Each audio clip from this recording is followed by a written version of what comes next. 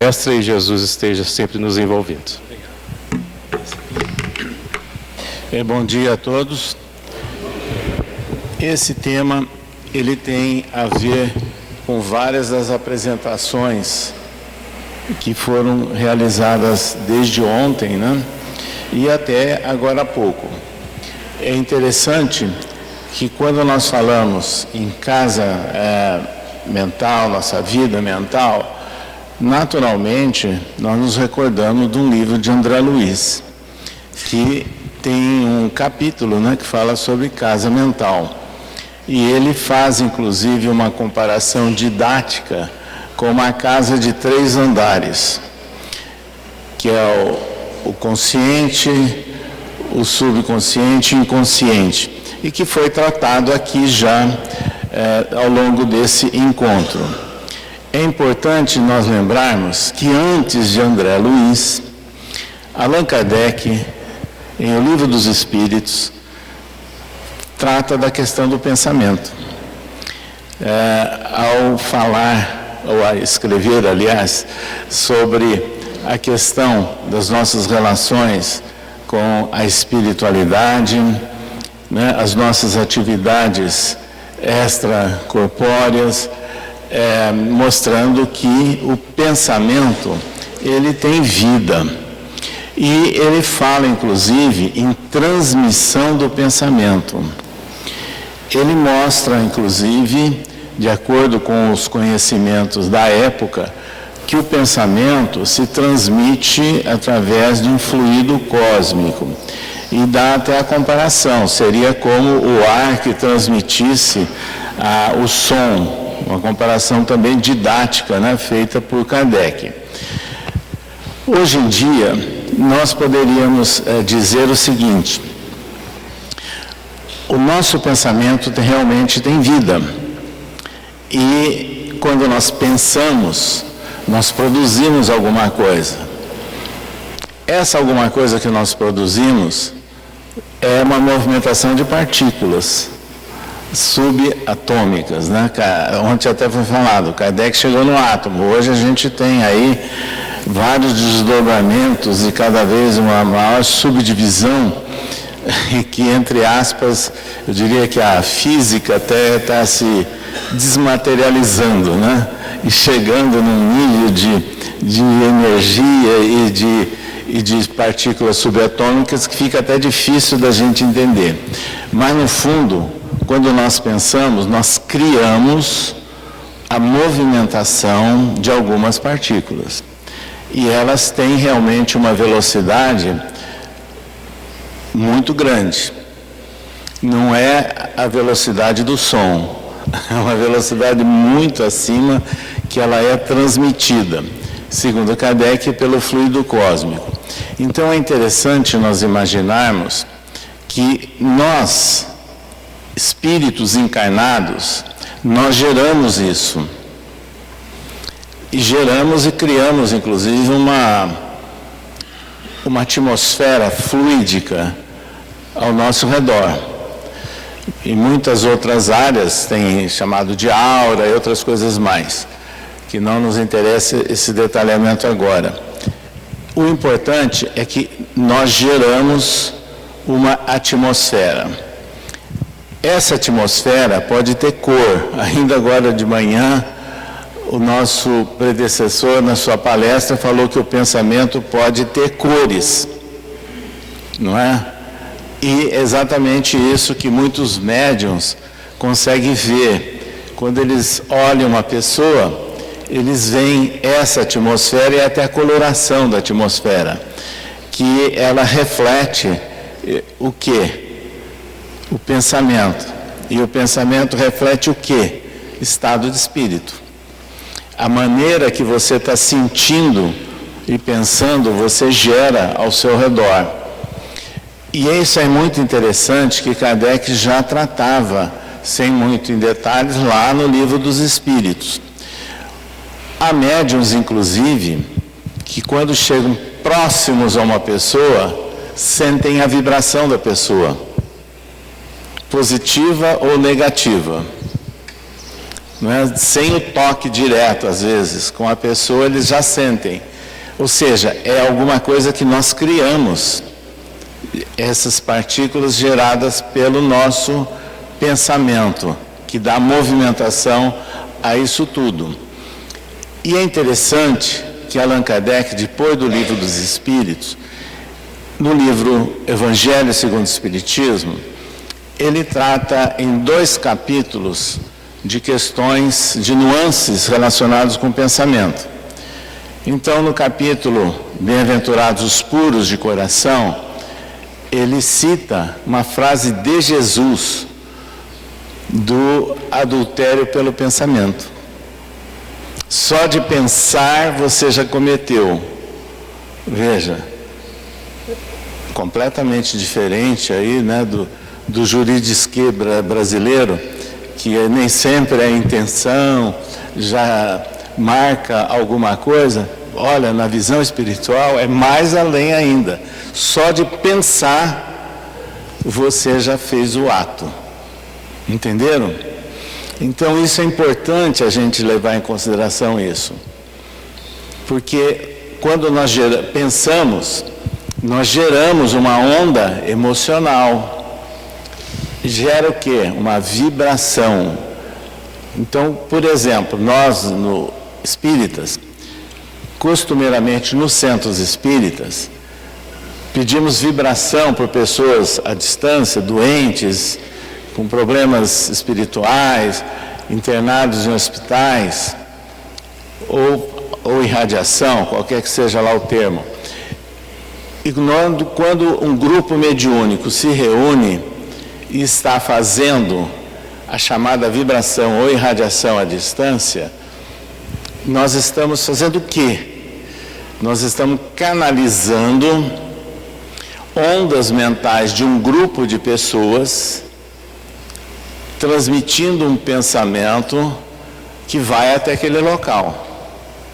Se a pessoa estiver preparada, sintonizada, o alvo do benefício, ele até algumas pessoas percebem que foram visitadas ou melhoraram ou sentiram alguma coisa. Então, isso tudo mostra que há uma movimentação de algumas partículas. E isso é interessante, então, que nós estamos fazendo isso no Centro Espírita, usando o nosso pensamento. É aquilo que Kardec chama de transmissão do pensamento. E no capítulo Pedi e Obtereis, do Evangelho segundo o Espiritismo, ele chega a falar da qualidade da prece e relaciona com o pensamento. Então isso é importante quando nós vemos os comentários que Kardec faz da visão crítica que Jesus apresentava em todos os momentos, criticando fariseus, saduceus, publicanos, que muitas vezes usavam momentos de destaque para orar, para chamar a atenção. E Jesus dizia que nada disso era importante. E ele valorizou, inclusive, a prece de um publicano, que era considerado um homem de má vida, e que, na verdade, ele se sentia apequenado, mas estava lá oferecendo o que ele podia na oração. Então, veja, o que está presente aí? A interpretação feita por Kardec, que é a qualidade, o valor da prece, não se expressa por rituais e apresentações cenográficas, mas que a prece, ela tem que ser feita de acordo com o Livro dos Espíritos. A adoração é do coração, então é sentimento, e o sentimento movimentado pelo nosso pensamento e que é transmitido. Então é aí que Kardec, no Livro dos Espíritos, nesses 2 capítulos do Evangelho segundo o Espiritismo, faz referência que são importantes para nós entendermos do valor do pensamento. E aí, a partir dessa consideração rápida, doutrinária, com base em obras básicas de Kardec, vamos lembrar alguns fatos interessantes relacionados com o pensamento. Porque nós, encarnados, pensamos. emitimos alguma coisa, uma outra pessoa pode captar esse pensamento ou sentimento. Quer encarnado, quer desencarnado e vice-versa. E é isso que acontece. Então vejam, vamos lembrar que Allan Kardec, em meados do ano de 1863, ele estava sozinho elaborando o projeto do Evangelho segundo o Espiritismo, que não tinha esse título ainda. Tinha várias alternativas de título, uma delas era Vozes dos Céus, o Ensino Moral de Jesus e outras coisas mais. Ele estava preparando sozinho. De repente ele recebe uma mensagem espiritual, fazendo referência à obra que estava em elaboração, apoiando o trabalho dele e mais ainda sugerindo que ele deveria revisá-la. E para revisá-la, que seria importante, entre aspas, ele fazer um autêntico retiro espiritual, longe do burburinho das suas atividades rotineiras, para que ele ficasse mais afinizado com o tema e facilitando, inclusive, o apoio espiritual. E ele cumpriu isso. Em agosto do ano de 1863, juntamente com Amélie Boudet, ele saiu de Paris e foi para uma cidade litorânea chamada Saint-Adresse, no Canal da Mancha, a Normandia, próximo à foz do rio Sena. E lá ele alugou o que ele chamou de uma cabana de praia. Cabana de praia, no conceito europeu do século XIX, eram pequenas casinhas de madeira que eram montadas próximos, já no início da praia, próximo à batida do mar. E lá ele ficou com a Amélie Boudet, sozinho, os dois, começando a revisão. Acontece que ela precisou retornar a Paris para dar continuidade à rotina da Sociedade Parisiense de Estudos Espíritas. Ele ficou só, 50 dias. Ele fez uma revisão completa da obra em elaboração e mudou toda a estrutura do livro. De maneira que em setembro de 1863, quando ele retorna a Paris, ele logo em seguida ele entrega os originais ao seu editor, Didier, que o lança em abril de 1864, portanto há 160 anos atrás, que nós estamos completando esse ano, né, e lembrando dessa efeméride do surgimento do Evangelho segundo o Espiritismo. Mas o que eu gostaria de destacar é o seguinte: os espíritos perceberam o pensamento e viram a ação de Kardec. E isso ele anota isso. Ninguém tinha conhecimento disso, ele não havia feito comentários com os amigos. Mas os espíritos estavam vendo e captando, né, não só a intenção dele, como o conteúdo que ele estava registrando naquele livro. Isso é uma ação do pensamento, uma conexão, vamos assim dizer, entre encarnado e desencarnados. Por isso, a gente pode imaginar o seguinte: quando nós aqui estamos pensando, nós geramos uma onda vibratória, vamos assim dizer, geramos um campo magnético. Quando surge uma outra entidade desencarnada, ela também tem o seu campo eletromagnético. Quando há uma proximidade, uma afinidade, uma conexão com a nossa, é que acontece inclusive o fenômeno mediúnico, quando vem do espírito para nós. Essa transmissão é feita basicamente entre o pensamento, utilizando os dois perispíritos, do encarnado e do desencarnado, e tendo como essa conexão toda essa emanação energética, magnética que nós geramos, encarnados ou desencarnados, com o nosso pensamento. Então veja, o pensamento tem vida. Isso Allan Kardec, ele detecta em vários momentos e registra. Mas há fatos muito interessantes relacionados com o século de Kardec. Após o lançamento das suas obras, e sem nenhuma ligação com a obra da codificação, muitos cientistas do hemisfério norte passaram a se preocupar com fenômenos que estavam acontecendo e chamando a atenção. A Rainha Vitória foi pioneira. Ela criou uma comissão de sábios para estudar esses fenômenos, coordenada por William Crookes, Prêmio Nobel de Física, professor universitário renomado, né, da Ilha Britânica, e outros sábios integraram essa comissão. No ano de 1882, eles fundaram a Sociedade de Pesquisas Psíquicas de Londres, onde vários pesquisadores e professores universitários da Inglaterra, da Alemanha, da França e dos Estados Unidos começaram a elaborar projetos de pesquisa. E surgiram vários. E foi nesse grupo que se destacou Charles Richet, médico, professor de fisiologia em Paris, Prêmio Nobel de Fisiologia, também um homem renomado. E ele, ao estudar esses fenômenos, ele cria um termo para esses fenômenos de transmissão do pensamento, que Kardec usa a expressão transmissão do pensamento ou transmissão oculta do pensamento. E aí, a partir de Charles Richet, surge o termo telepatia, que no fundo é uma transmissão à distância de ideias, de sensações. E é interessante que isso tudo veio a ser estudado por outros pesquisadores do começo do século XX, no período da metapsíquica e depois no período da parapsicologia.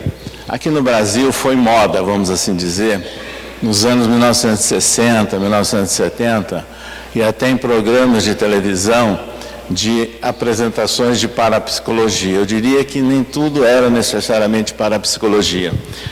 Alguns eram padres travestidos de eventuais cientistas, querendo desmascarar o espiritismo falando de parapsicologia. Mas também a parapsicologia era uma ciência, E é interessante que surgiram muitas demonstrações de testes de transmissão do pensamento. E isso foi feito não só, às vezes, ante câmeras de televisão, como por pesquisadores.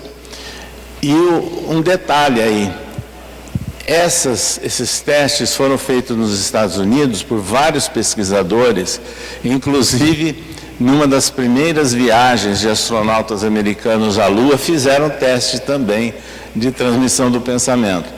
Naquela época, surgiu um livro dos fenômenos além da cortina de ferro, que era o antigo bloco da União Soviética, que também se dedicavam a esses estudos, evidentemente com outros interesses, mas estavam também trabalhando nos estudos de transmissão do pensamento, provocação de efeitos magnéticos gerando curas e outras coisas mais.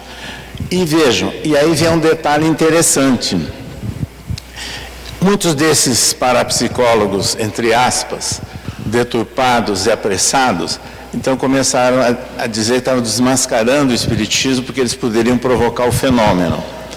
E aí nós lembramos de Chico Xavier. O que Chico Xavier falava? O telefone toca de lá para cá. Então o que estava acontecendo? Uma diferença entre fenômeno mediúnico é uma coisa. O telefone toca de lá para cá.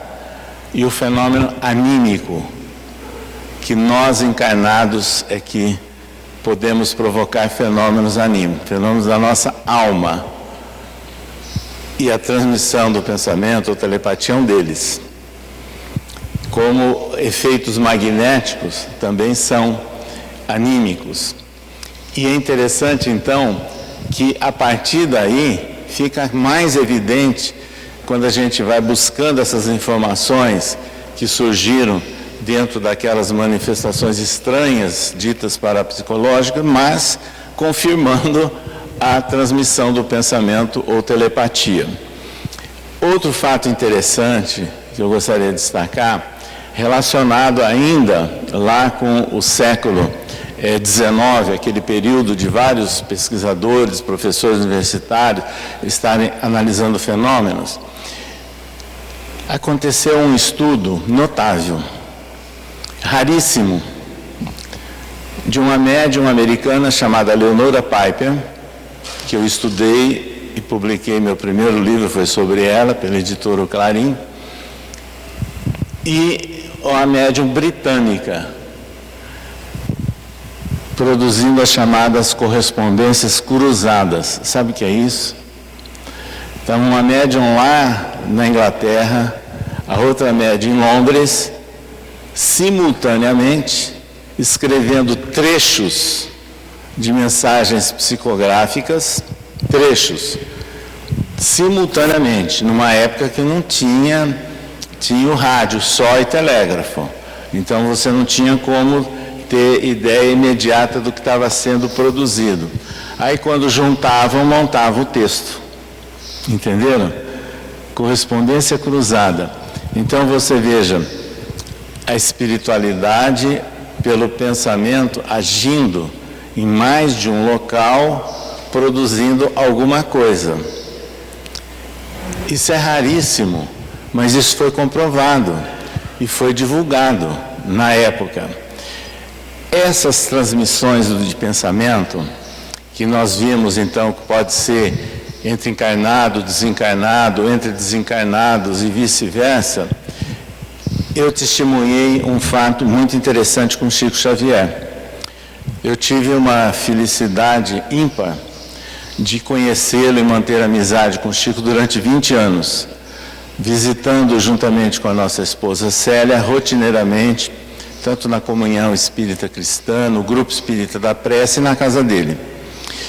E o interessante, entre muitos fatos que nós vimos, relacionados de uma maneira espontânea com mediunidade, quando nós estávamos preparando esse livro, Os Sábios, a Senhora Piper, Provas da Comunicabilidade dos Espíritos, nós levamos o original datilografado, naquela época não tinha computador ainda, datilografado, uma cópia ao Chico. Entregamos a ele pedindo que, se possível, ele analisasse em algum momento, depois nos desse uma resposta, porque eu queria saber se era realmente oportuno publicar o livro. E realmente, dali uns 40 dias, nos retornamos a Uberaba e ele disse: eu vi sim o livro. Eu sei que o ver dele não quer dizer que ele tenha folheado e lido, não, porque ele tinha outros lances mediúnicos de sentir o livro. Mas, de repente, ele começa a me dar respostas de coisa que eu não perguntei. Mas eu tinha dúvida. Aí, então, ficou claro.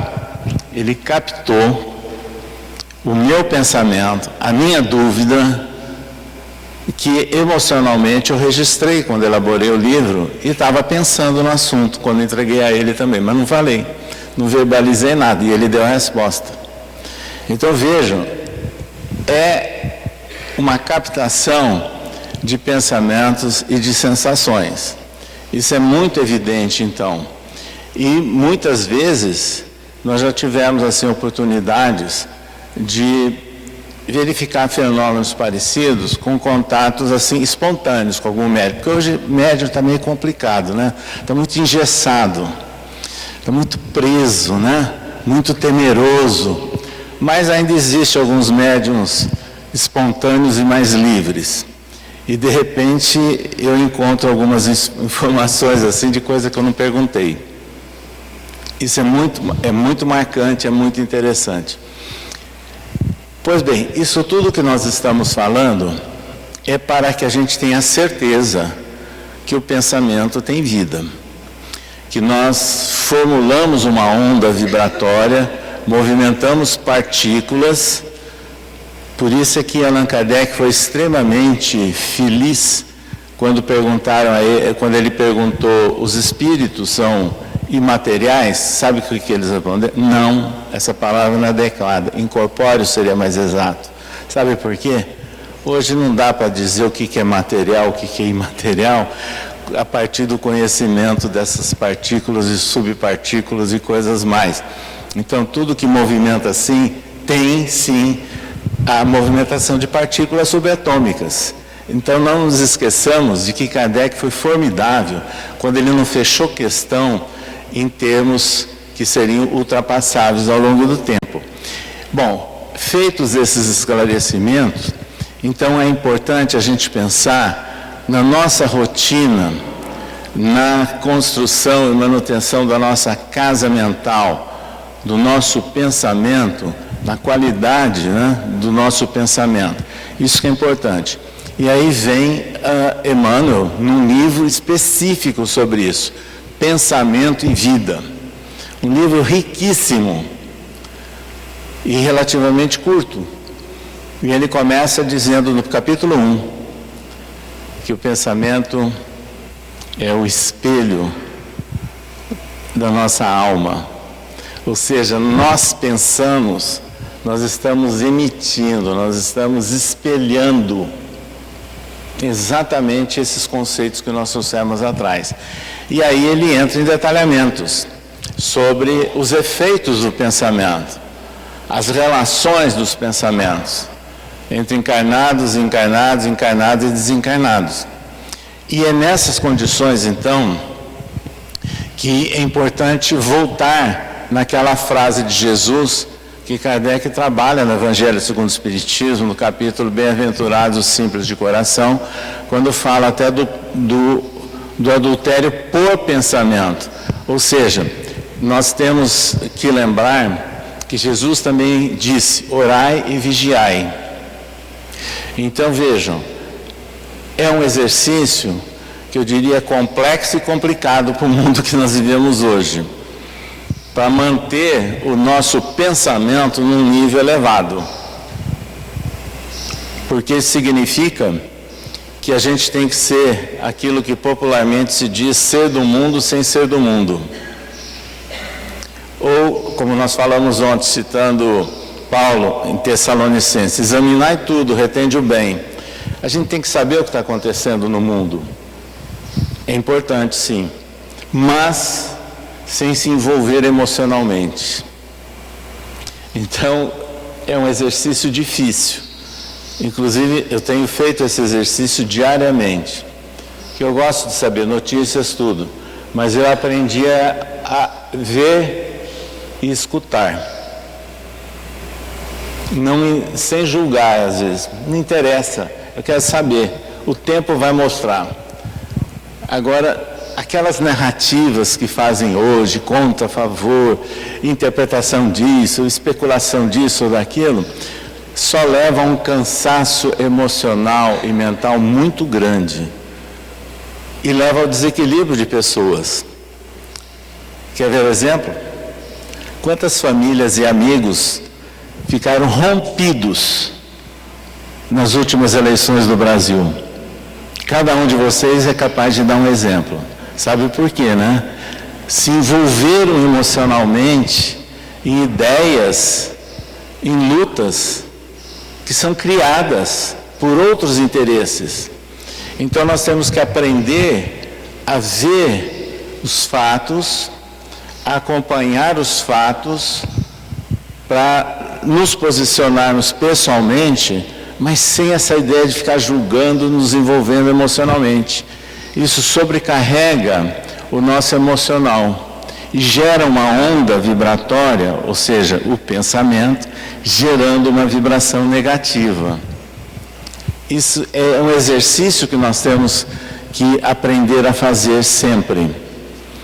Da mesma forma que nós vemos hoje quantas criaturas que apresentam alguns lances, sinais e sintomas de algumas enfermidades, de alguns distúrbios no seu organismo, e não tem muito a ver necessariamente com uma causa orgânica, mas tem a ver com os resultados do pensamento dela, da ação do pensamento. Isso hoje foi mostrado aqui, aliás, hoje e ontem, vários casos interessantes e tirados da literatura espírita e da literatura médica. Há uns anos atrás, exatamente no ano 2006, nós estivemos na cidade de Washington, nos Estados Unidos, acompanhando o primeiro Congresso Médico Espírita dos Estados Unidos. Nós fomos lá representando o Nestor Mazotti, que era o secretário-geral do SEI, que não podia comparecer, e nós estivemos lá. Evidentemente que estava lá presente toda a equipe da AME Brasil, liderada na época pela doutora Marlene Nobre. Mas o que nos chamou a atenção lá? Vários profissionais americanos, não espíritas, não tem nada a ver com o espiritismo, e eu acho isso importante, fazendo pesquisas e dentro de um protocolo acadêmico. Isso que é importante. Então, um deles, um professor de psiquiatria da Universidade de Virgínia, Dr. Harold Koenig, que depois tem livros aqui traduzidos e publicados no Brasil também, ele fez uma apresentação notável. Ele fez uma pesquisa com pacientes terminais ligados lá ao departamento de psiquiatria, a pesquisa, e nesses pacientes terminais, ele se propôs a verificar se o conhecimento ou a prática da religiosidade no geral, não estou falando de religião, se ela pode melhorar a qualidade de vida de um paciente nessas condições aí de terminalidade. E a conclusão dele é que 69% dos casos a resposta é positiva. Isso em termos estatísticos, é excelente. E aí nós vamos levar o seguinte, ele fez isso com pesquisa de pacientes americanos. Ele divulgou nessa palestra, em 2006, foi publicada numa revista médica americana. Quem que ele consultou? Espírita? Não, espírita lá é exceção da exceção nos Estados Unidos. O que predomina lá? Protestante, judeu e católico. Então, é esse o grupo que ele pesquisou e citou. Melhora a qualidade de vida. Não quer dizer que, entre aspas, vai chamar a palavra que é complicada, cura. Não, não é isso. Mas melhora a qualidade de vida daquele paciente que está numa situação complexa. Isso significa, trocando em miúdos, que as visitas hospitalares autorizadas para dar assistência a esses pacientes ou aos seus lares, levando um sentimento positivo, de esperança, de fé, independente do ramo religioso, faz com que ele tenha uma sensação de bem-estar, de busca de equilíbrio emocional. Isso ajuda no transcorrer do tratamento. Pior seria se o paciente estivesse xingando o médico, a enfermeira, os medicamentos, o sistema de saúde, reclamando de tudo, julgando-se vítima de tudo. Não, ele está colaborando. Essa colaboração, que é mental, né, movimentando então o pensamento, vai favorecer respostas hormonais, elétricas, nervosas, mais agradáveis àquele paciente. Isso vai favorecer, inclusive, o próprio tratamento que está sendo executado. Agora, o que ele fez foi notável, mas ele não foi o primeiro.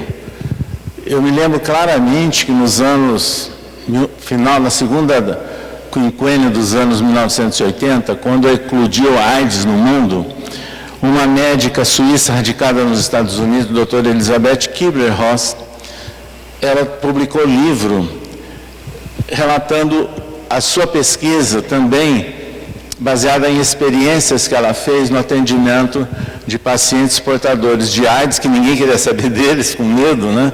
Mas que vários grupos vinculados a áreas místicas, religiosas, esotéricas, etc., foram atendê-los em hospitais e eles se sentiram melhores.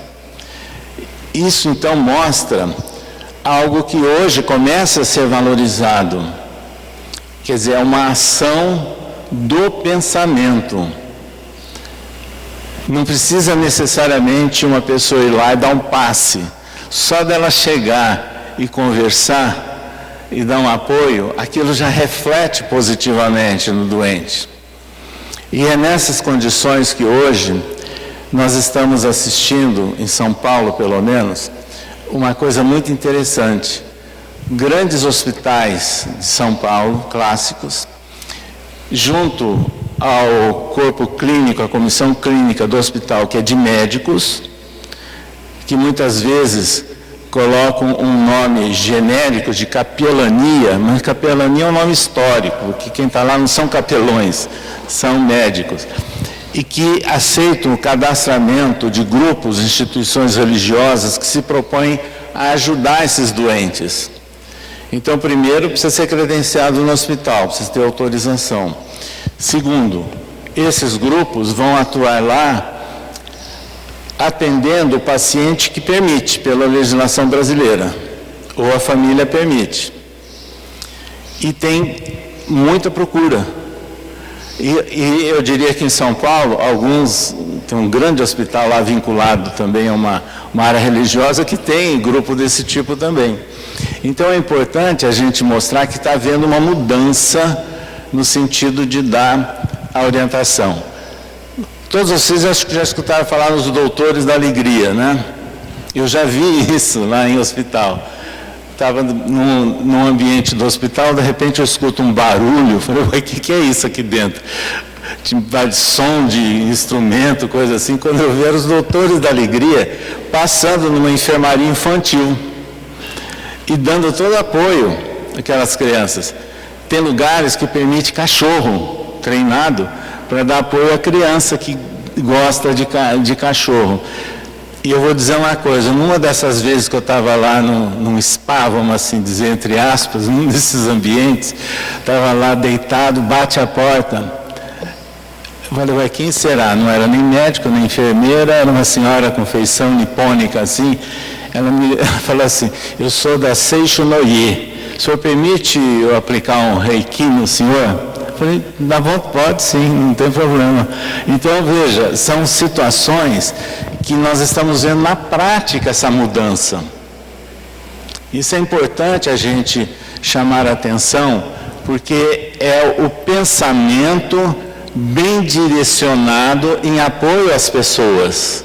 É isso que nós fazemos no Centro Espírita, nas chamadas vibrações e radiações, né, em reuniões mediúnicas, à distância, e que atinge os seus objetivos.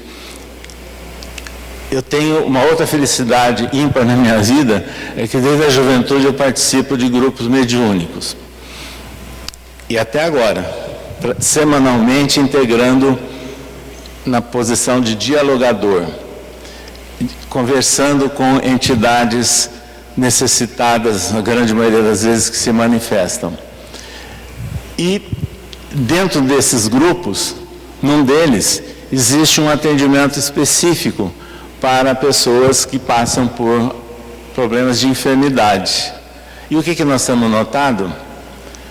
Ao longo do tempo, quantos casos que são beneficiados, que são orientados, secundando, obviamente, o tratamento médico especializado. Então, vejam, é essa realidade que nós estamos assistindo no mundo que nos chama a atenção, que nós temos que nos preocupar com o padrão dos nossos pensamentos, com o padrão da nossa casa mental, dessa atmosfera que nós geramos ao nosso redor, para que ela seja utilizada sempre que possível no ambiente do lar, nos ambientes conturbados do lar às vezes, nos ambientes profissionais, no contexto social em geral e até nossas relações com as conturbações do mundo que nós vivemos. É a sugestão que nós deixamos e que é a base, vamos assim dizer, da literatura espírita, desde Kardec, como nós citamos, até constatações de grandes cientistas que nós citamos, até chegar na obra que nós valorizamos neste momento, a psicográfica de Chico Xavier, mas a de Divaldo Pereira Franco, a de Ivone Pereira e de muitos outros. É, sem dúvida nenhuma, o nosso grande esforço que nós temos que ter de superar as dificuldades a partir de um equilíbrio mental que nós podemos, dessa forma, colaborar e compartilhar vibrações mais amenas e agradáveis onde nós estivermos. Obrigado.